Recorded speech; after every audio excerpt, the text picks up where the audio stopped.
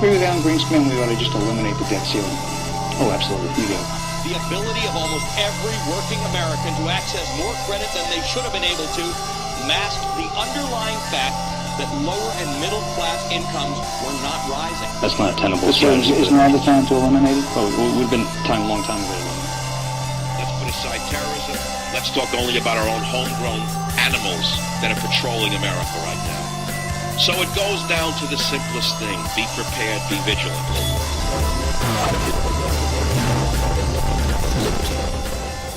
A deceptive spring is upon us, huh?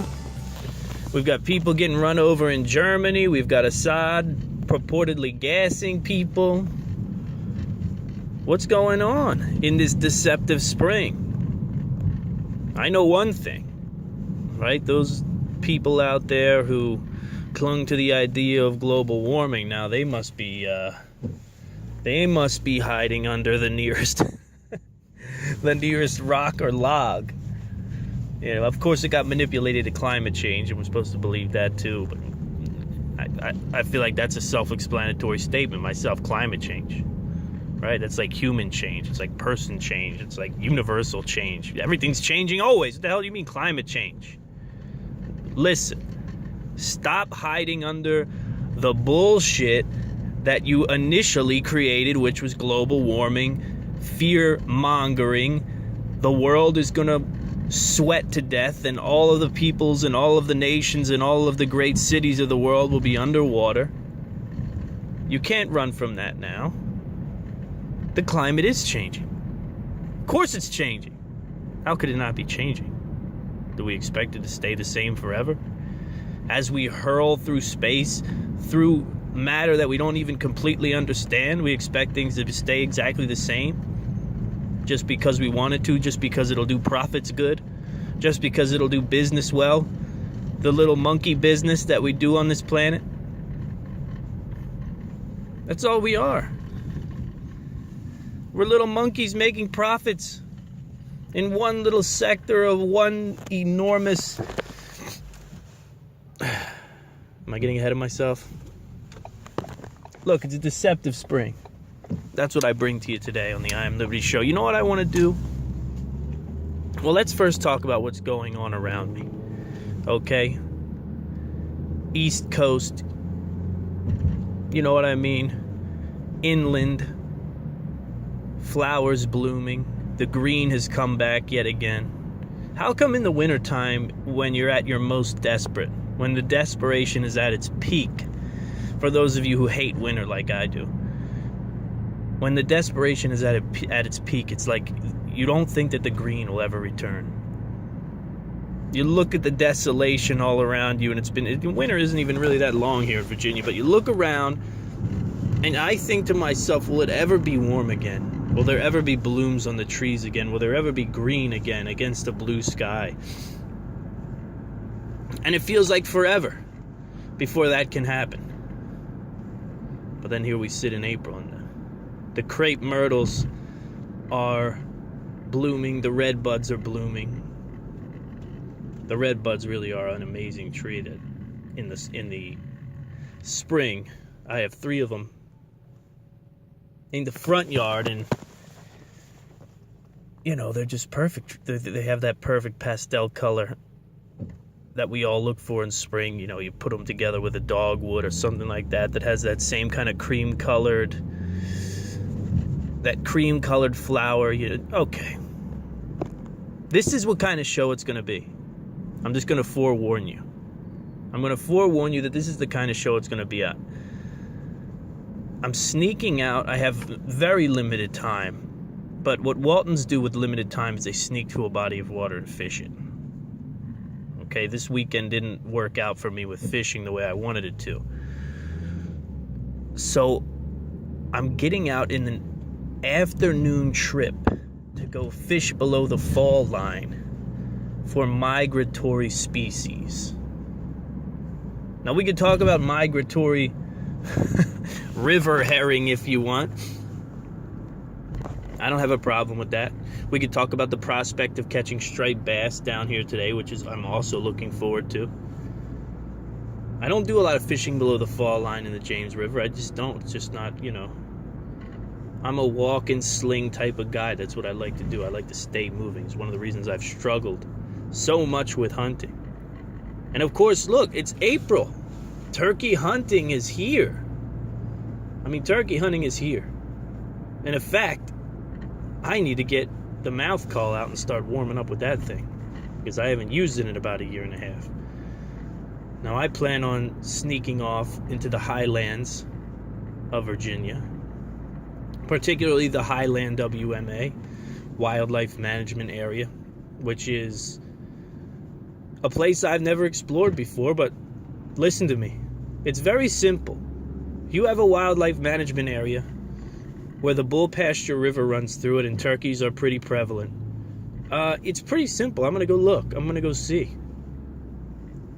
I'm going to go see what it's all about. That's about as much allure as you need to catch yourself a James Walton, right? Plentiful hard mast, if you know what that means. There are even, from what they say on the Department of Game and Inland Fish website, there are even apples and cherry trees planted within these forests for the sole purpose of drawing deer and turkey. And like I said, then you have the stocked Bull Pasture River that runs through. And listen to me, they're really, I mean, if you want to talk about hitting it just perfectly, you're going to go camp out. And if you can possibly get your hands on a few fresh trout and eat those for dinner or for lunch the next day, maybe, that's just the experience I'm always looking for.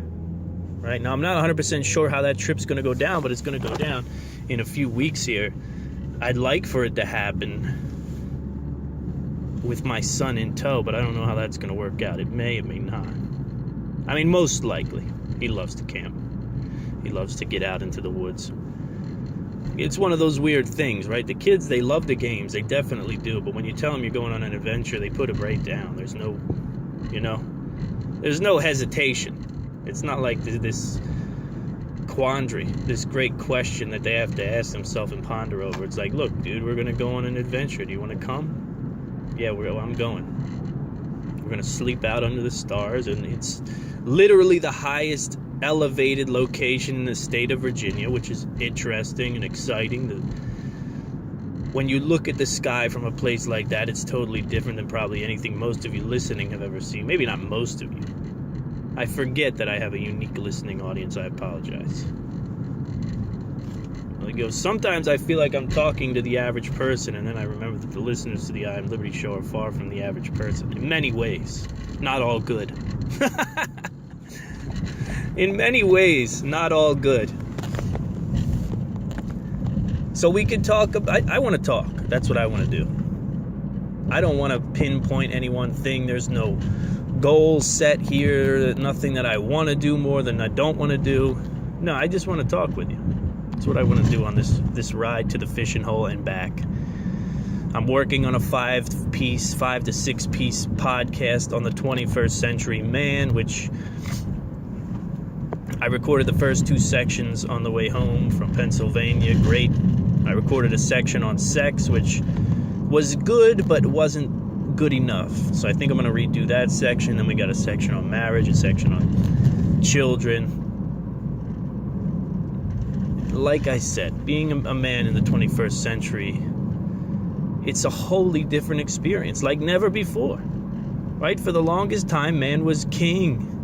There was no questioning the rule. I mean, this was not long ago. Right? Now things have changed. Now man has been isolated. And he's under a microscope, and every little thing you say and do could affect someone in a negative way, and it could cost you a lot. There's a lot more burdens and pressure, right? Different types of burdens and pressure. Maybe we should put it that way. Not a lot more, right? It's hard to argue with the fact that the Mongols could storm your your city walls at any time and kill everyone inside. That's pretty decent pressure too. But it's different, and I want to talk about it. So that's coming. Look for that in the future. What else? Big thanks to Colga Silver. You guys have to check out Colga, KOLGA.com. Colga Silver, it's Prepper Silver. I mean, that's what it is.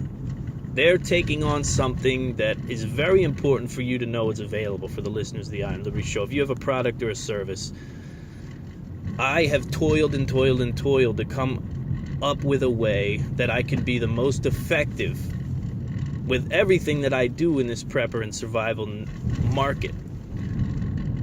How can I do it? How can I lump it all together? Well, now I have a service, and Colga's taking advantage of it. And what they're doing for me is they're trying it out. They're going to see what kind of an impact the I Am Liberty Show and the writing services that I provide can do when combined, right?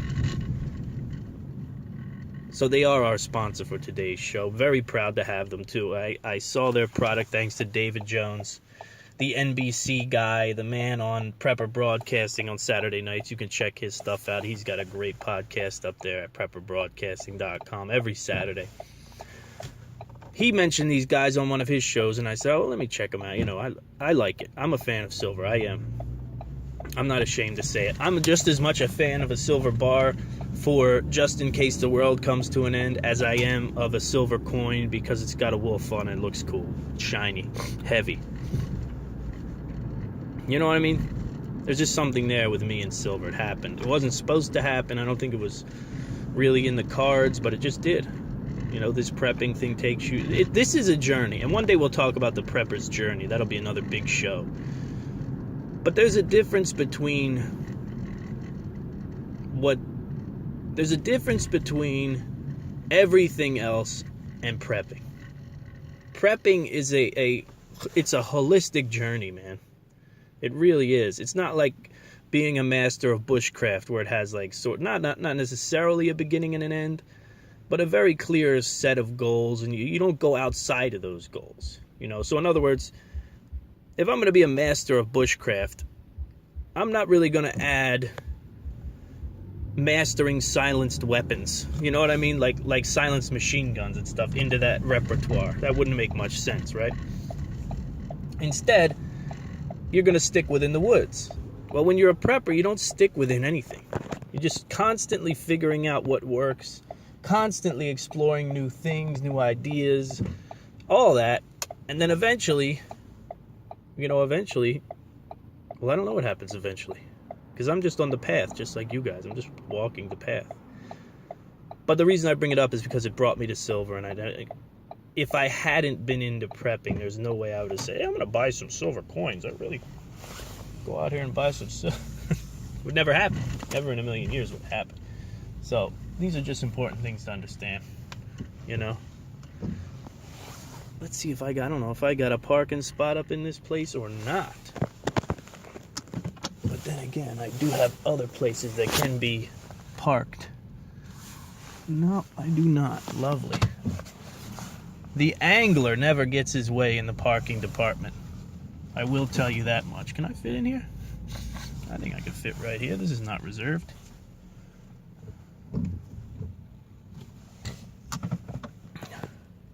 Right on. Listen. Migratory species. Assad's attack using whatever. Did he do it? Did he not do it? Colga silver. The world is crazy. The climate is changing. Hold on to your hats. It's James Walton with the I Am Liberty Show. I'll be back. I'm going to go do some fishing, and then we'll come back and talk a little more.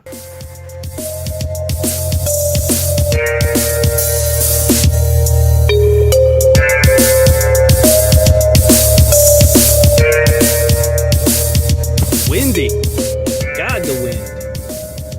The wind. I get down to the James River. The tide is low, which for me is kind of perfect. Plenty of people out, boats out, guys still fishing off the rocky bank. I get down there, low tide, fly rod. I had a chartreuse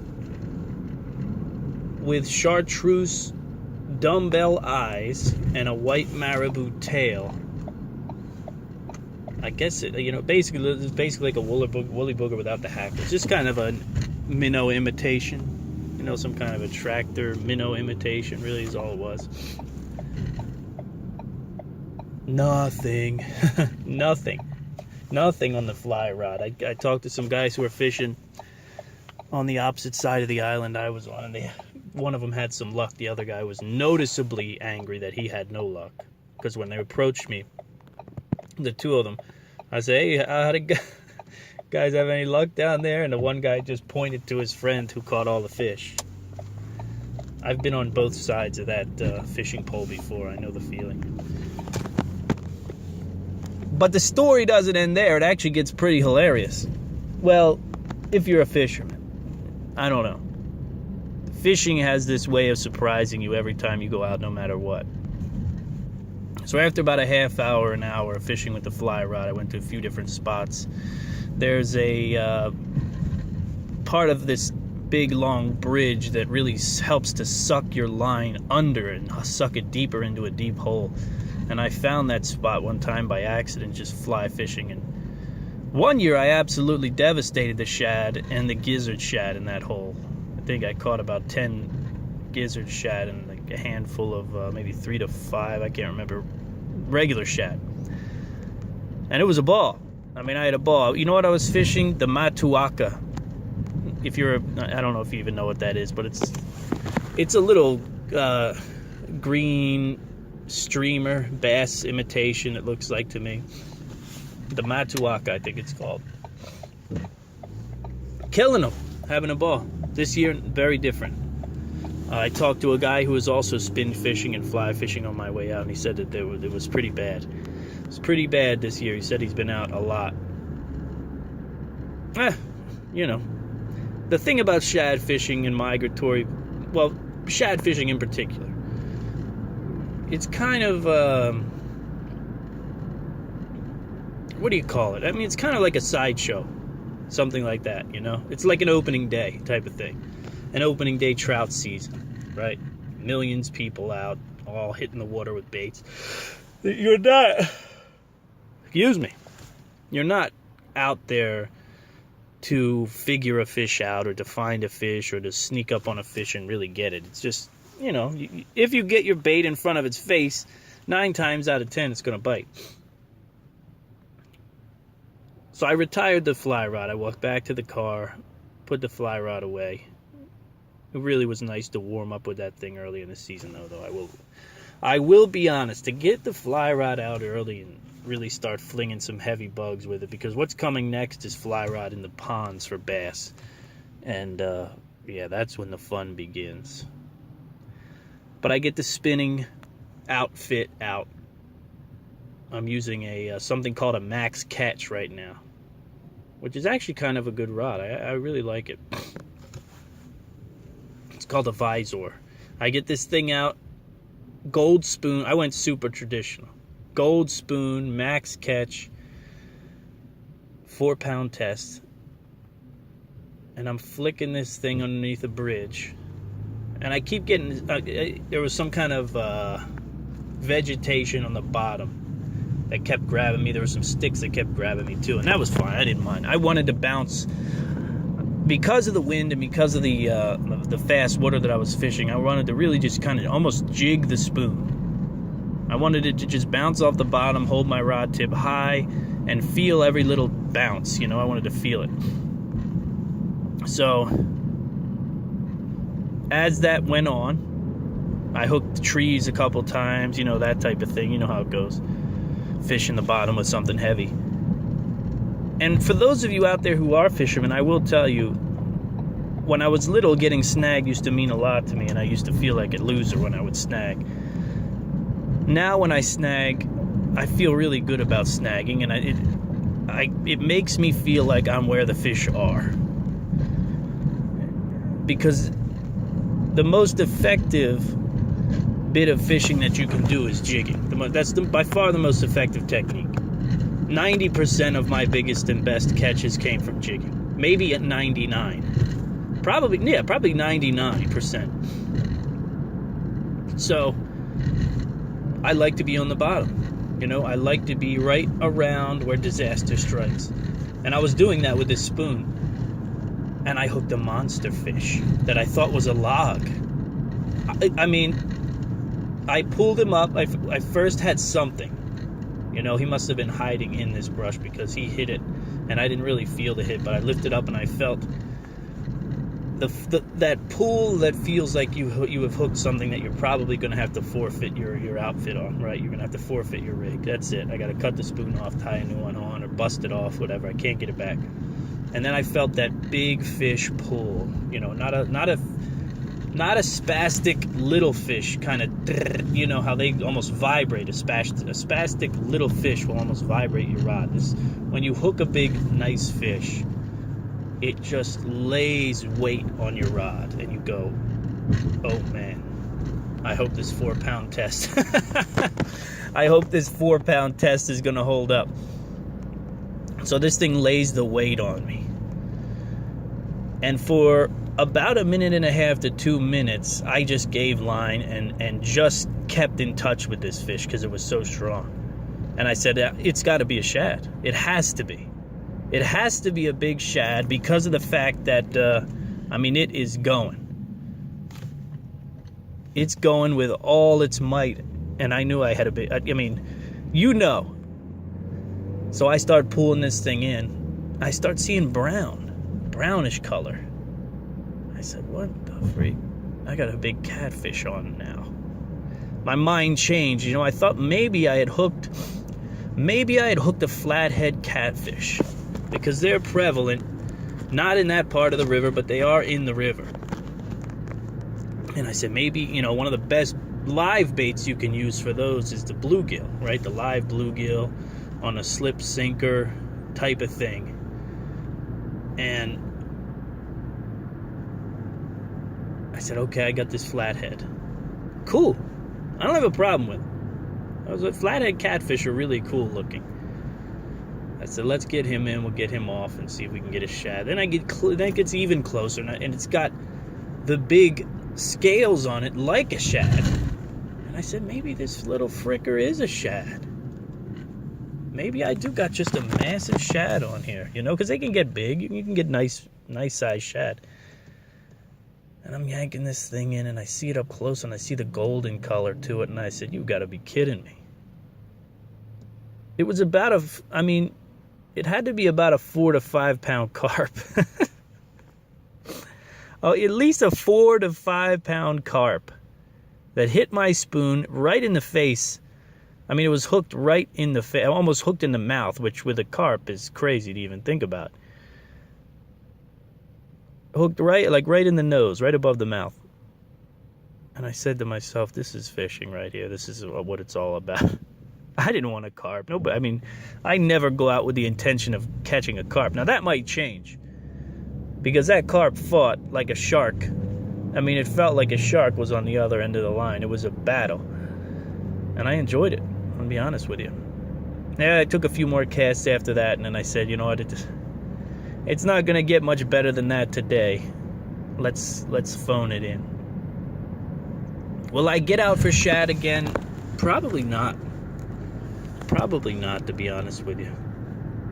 You know what? Here's my problem when it gets to this date, right? We're looking at mid-April next weekend. Next weekend, mid-April, I think it's going to be around 80. Sunday morning, sun barely up. I want to be standing on the banks of a pond, either with spinning rod or fly rod in hand, because I know that there are mama bass the size of that carp that are going to be lurking around. Big mama bass lurking around those waters, feeding and getting ready to spawn. And that's the pinnacle of what it's all about, right? This time of year, April, the bass are getting hot. It's time. We've made it through the winter. By God, we've made it through the nightmarish winter.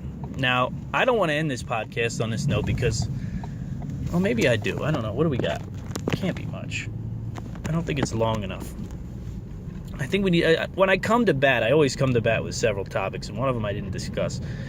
I want to talk about something it's a new project, and I'll detail it in an article on IamLibertyShow.com. But it's a binder. The Finder binder.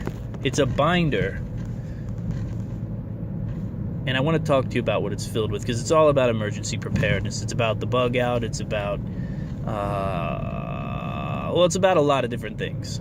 Okay? It's about survival caching. It's about several different things that, you see an emergency preparedness binder, and a lot of the times people say, put your insurance, put the deed to your house, your car, your this, your that, all these personal effects, right? Copies of this, copies of your identification, birth certificates, marriage certificate, blah, blah, blah.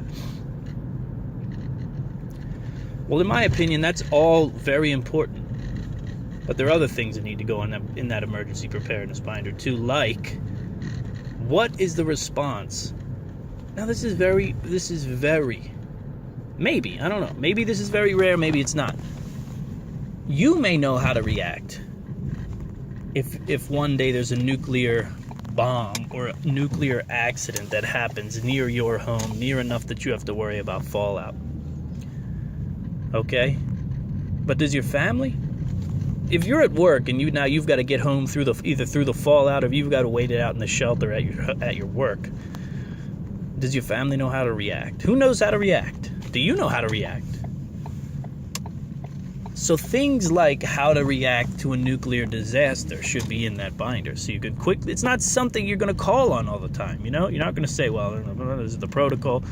You don't want to leave anything out. You don't want to forget anything big, but it's also not going to be something that's in your memory. But if that day ever comes, you want to have a binder. You go, bup, bup, bup, bup. All right, the wind is coming due south from Washington, D.C., which just got evaporated by a nuclear blast. How big was the blast? How likely is it that the fallout will come?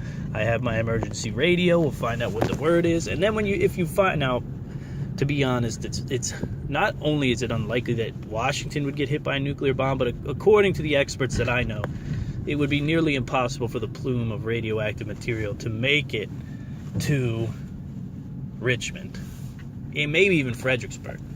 But that's beside the point. What if Manhattan gets hit? How many millions of people live just outside of Manhattan? You have to be able to call on a document that gives you quick information. There's a good chance that communications will be out and that type of thing. So these are my additions to your emergency preparedness binder. We'll talk about them right after this.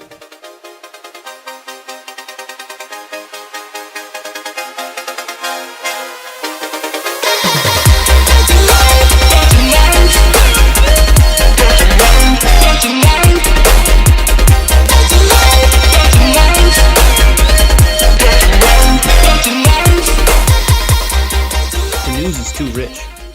It is absolutely too rich. April 9th, 2018, 5 a.m. Adam Credo of Freedom Beacon, the Washington Free Beacon. Iran threatens to restart nuke enrichment program in matter of days. Threats confirm that the Iranian regime never gave up on its atomic weapon ambitions. Ali Akbar Salehi, head of Iran's atomic work, claimed Iran could enrich uranium to 20%, which is more than enough to quickly reach the threshold to power a nuclear weapon in just 4 days, if the word is given by Iran's hardline ruling regime. Now, why can they enrich uranium so well? Why in the world would a despotic power like Iran be able to enrich it? Oh, yeah, right now I remember. Now I remember. Because the spineless man, the hollow man, Barack Obama, he got up on the television and told you that, hey, look, it's no problem. We don't have to worry about Iran. Everything will be fine.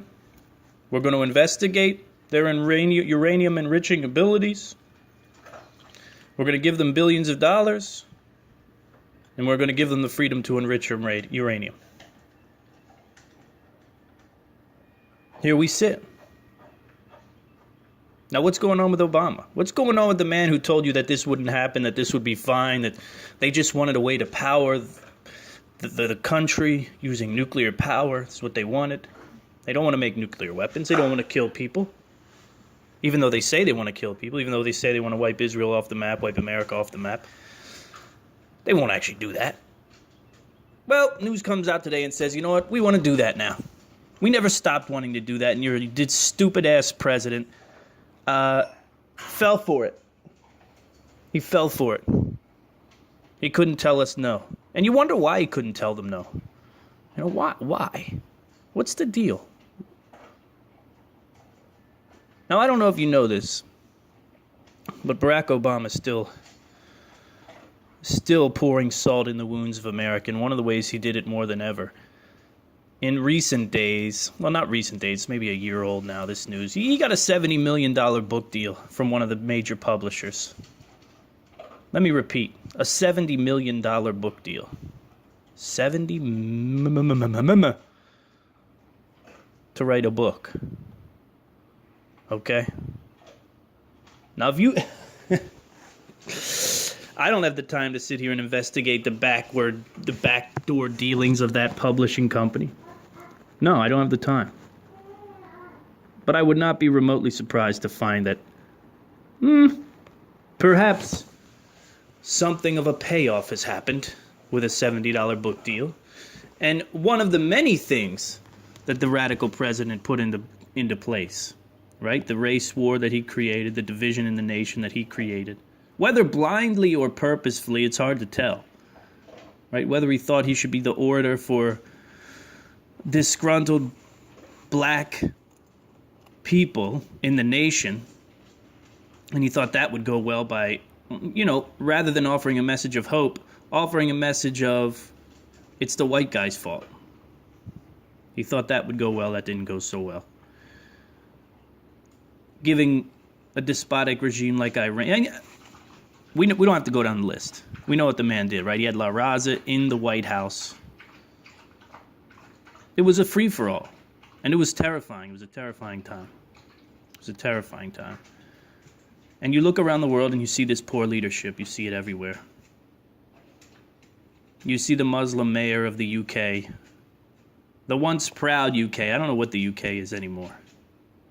But it's a sad sack. Stabbings have been on the rise. Acid attacks have been on the rise. And who does the brilliant mayor, or who does the brilliant president come out and blame? Take a guess. What do you think? We've got stabbings on the rise. We've got all these things happening. Terrifying. What does the mayor of London come out and do? Well, what any logical moron would do. He bans knives. Well, there's been a lot of stabbings, so we need to ban knives. Yes, that makes sense. Right? Ban the knives. Get the knives out of here. They're the problem. It's not the streams of migrants that are flowing into my nation. No, I can't say that. See, because they're of the same ilk as me. So now, rather than make an intelligent decision, he's decided to ban knives. And as you know, it's already a nightmare to have a gun in the UK. Now he's going after knives. He wants to make sure that there is no possible way for a Brit to defend themselves. So now you can't be caught carrying a knife. And hold on, let me get the language for you, because the language is perfect. It's beautiful. The language, whoever wrote this is a beautiful person. Just for the fact that I need content. For the fact that I need something to laugh about on a Monday. Where's it at? Tough immediate measures. Folding blades. Here we go. Is this it? Yeah. What does the UK... This is from The Blaze. This is from crazy Glenn Beck over at The Blaze. Blaze has some good news, though. I'm not going to lie. I don't know what's going on with Glenn, but he's got some good writers over there. It's getting well, okay, let's go. Let's not pick on people. Let's just do the news here.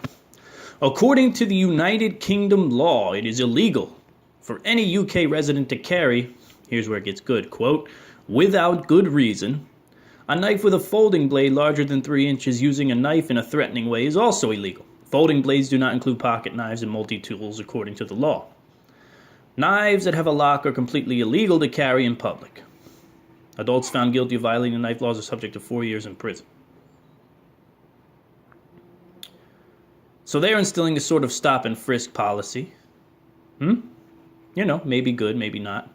We'll see how it works. If it works, it's good.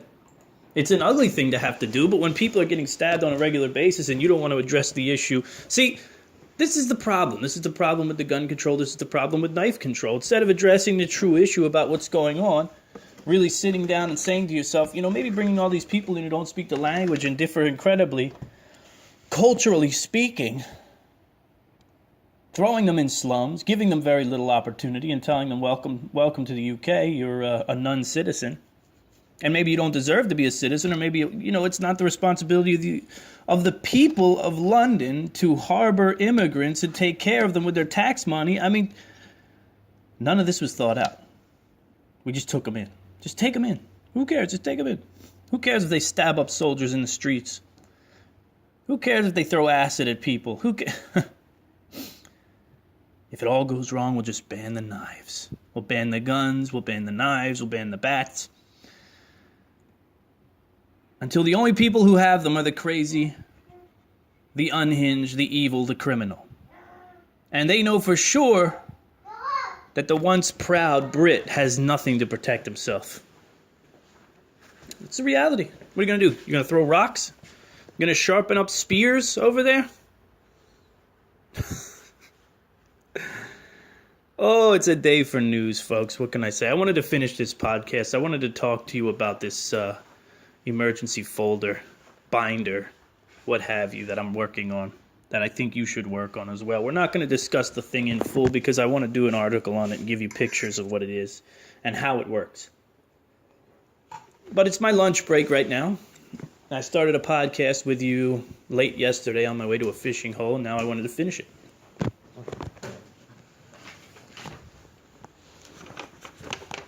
So one of the things I thought to include...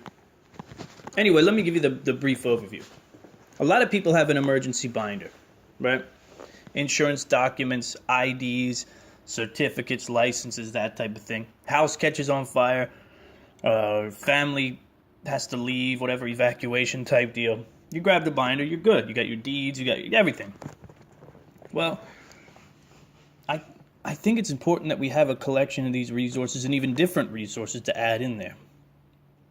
And I want to be very clear and very honest about why I decided to do this.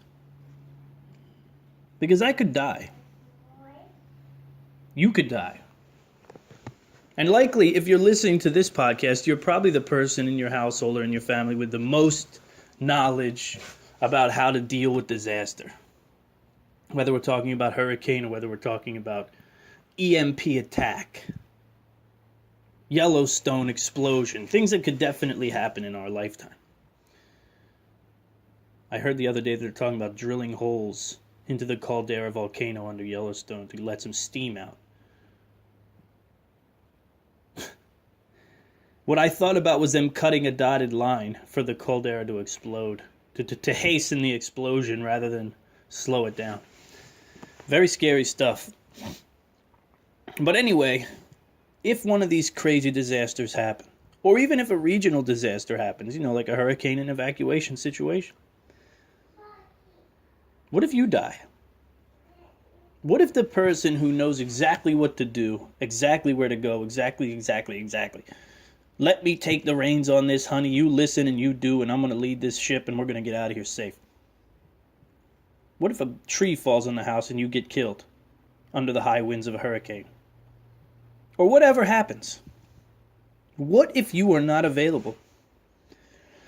All the information that you hold, man, and you hold a lot of information. If you listen to this show, you hold a lot of information. If you listen to the other shows at prepperbroadcasting.com, you hold a lot of information. Listen, if you're not listening to prepperbroadcasting.com, you need to go there and do that. I'm going to say something very vague, but Prepper Broadcasting, there's a larger spot for that in my life that's coming in the future. There's a much larger role that I think that radio network is going to play in the future.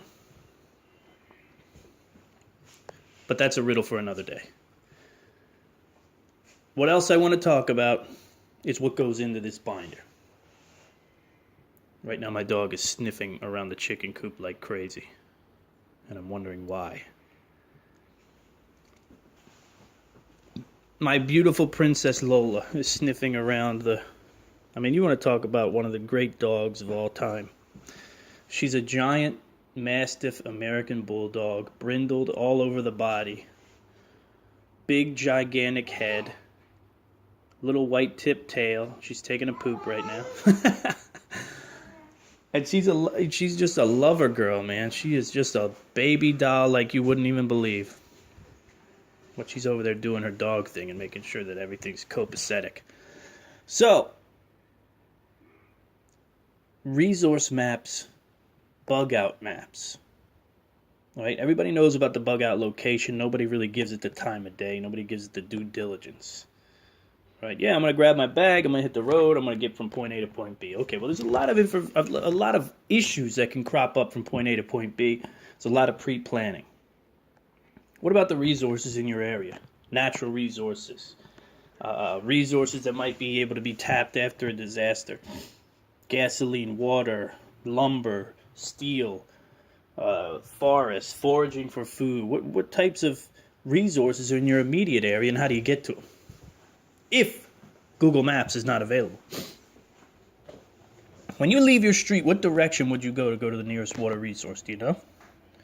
Now remember also, if we're dealing with a collapse situation, my friend David Jones so eloquently put it, the man behind Prepping Up with the Joneses, another great show on prepperbroadcasting.com, so eloquently put it that roads equal death. So now imagine you have to get from that point to another point without touching a road or without going down a road. And you don't have a map. Think that'll be a struggle? Resource maps, bug out maps. If you know anything about my bug out plans, they include more than one location. If you have one bug out location only, I think you're really setting yourself up for a losing game. So you need maps to those places. Where are you going to go? If you find out tomorrow when you wake up in the morning that something has gone terribly wrong with nuclear power plant in your area, terrorist attack, whatever, your home is in imminent danger, and so are the people inside of it. The highways are clogged with people. What are you doing? Where are you going? Do you know? The very basis of a bug out. But you should have a map. You can print maps for free. Google Maps. Print them. Write on them. Draw everything you need to draw them. Directions, places, pit stops, whatever it is. You put survival caches on those maps, or little containers that can have things that have been buried or hidden along those routes that will help you along your way. Another big one for this binder is going to be base defense and copies of base defense. So what is base defense? It's basically a pre-drawn out plan for defending a certain area in your neighborhood. So you may not bug out. You may decide that your area is safe. Your home is your best survival investment, period. Don't ever forget that. That's something you don't hear a lot of people tell you in the survival and prepping community. Why? Because they want to sell you a bag. They want to sell you a trinket. They want to sell you the bug out. They want to sell you some fear. And they want you to say, okay, I've got to buy this thing because when the time comes, I got to leave my house. There is no worse situation than leaving your house. Unless, of course, you have another house nearby or somewhere you can live. But leaving the house is the worst case scenario. Best case scenario is I stay in this giant structure that I've invested my life in. I have all my prep stored in. All my everything stored in. It's insulated. It's designed to weather the storm of the outdoors. And maybe instead, as a community, we set up a base defense. I have a great article written about base defense up at theprepperjournal.com. Go check it out. Go search my name at the Prepper Journal and you'll get my article about the base defense. It's a big one. But you want copies of that. You want to draw out your base defense. What's the perimeter going to be that protects your home or your community? How many people do you need to operate it? Where's the first aid going to be rendered? Where's the communications depot going to be? All these things need to be written. And then now, while you have an operating printer, print off tons of black and white copies. Just print them off. And then if you find yourself in the rarest of rare cases, that you find yourself in your community in a situation where you say, you know what? This is bad. There's people outside of our community looting and robbing and murdering. It doesn't seem like we're getting any help from any outside organization. We're going to have to set up this base defense, and this is exactly how we're going to do it. And we're going to hand these leaflets out, and we're going to do it. We're going to set up our perimeter. We're going to be prepared for whatever comes our way. What else in the binder? Basic first aid. You need a first aid cheat sheet. That's what you need. You need a very basic first aid cheat sheet to cover the things that you think you should need. How to apply a tourniquet, those types of things. Life-saving, quick access information so you don't have to say, let me go grab a book, let me go grab it. No, you grab the binder, you open it up, someone's bleeding profusely, and you go to work. You know, I realize that you're not going to be the best at doing these things. And that's fine, right? We can't all be the best at everything. But if you have a diagram that shows you how to do it, you're going to be a lot better than just, no, I'm going to wing it. So within that basic first aid, one of the important things to include, I think, is how you're going to set up your home quarantine.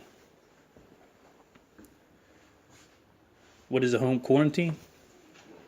Well, there could come a time where we do finally experience a serious pandemic. And I say finally because it seems like every sickness that comes out is a potential pandemic nowadays. And that is very bad. That's a very bad thing that the media is doing. Antibacterial resistant this and MERS and every little disease. The flu is killing everyone. Every disease that comes out is a potential pandemic. Ebola. And of course you get numb to it. You get numb to it and you don't do anything to protect yourself from it. Well, what you should have on hand are the materials that you need, as well as your plan to set up a quarantine in your home. Which room is going to be the quarantine? How are you going to enter and exit the quarantine? What's the game plan? Again, you want these in a binder that you can open up to and say, okay, I'm sick. Honey, I'm sick. I've got to go into this quarantine room. You have to set it up because I'm the sick one. I can't do it. Follow the directions. You know, I imagine most people are married to someone who is reasonably capable, and they can handle that. Other emergency documents to throw in there. I think probably most families understand what to do in the case of a tornado, right? In case of those regional disasters. If not, throw those leaflets in there. Where's our shelter-in-place location? A big one that I want to have in my binder, and I think if you live close to a power plant or close to a major metropolitan area, you need a plan to deal with fallout and radiation. And this is not something that your kids or your wife or your husband are going to be able to say, oh, I know exactly what to do right now. We just talked about this at work, how to react to a nuclear disaster. What room do we go in? What do we insulate our room with? What do we bring into that room? All this can be put inside that binder. And then you have not only something that's EMP proof or something that's disaster proof when it comes to electricity going out and that type of thing, but you also have a quick resource for things that are particular to your family. And that's important. These things that are particular to your family. We need to do this right now. Go to page 7. It's critical. It's critical. But I've gone on long enough. Listen, go to Kolga.com. Spend some money with our sponsor. They have a great product. I just wrote a great article. It's going to be up on American Preppers Network about silver and why it is the currency of the collapse. What else? Join the newsletter. Go sign up in the newsletter.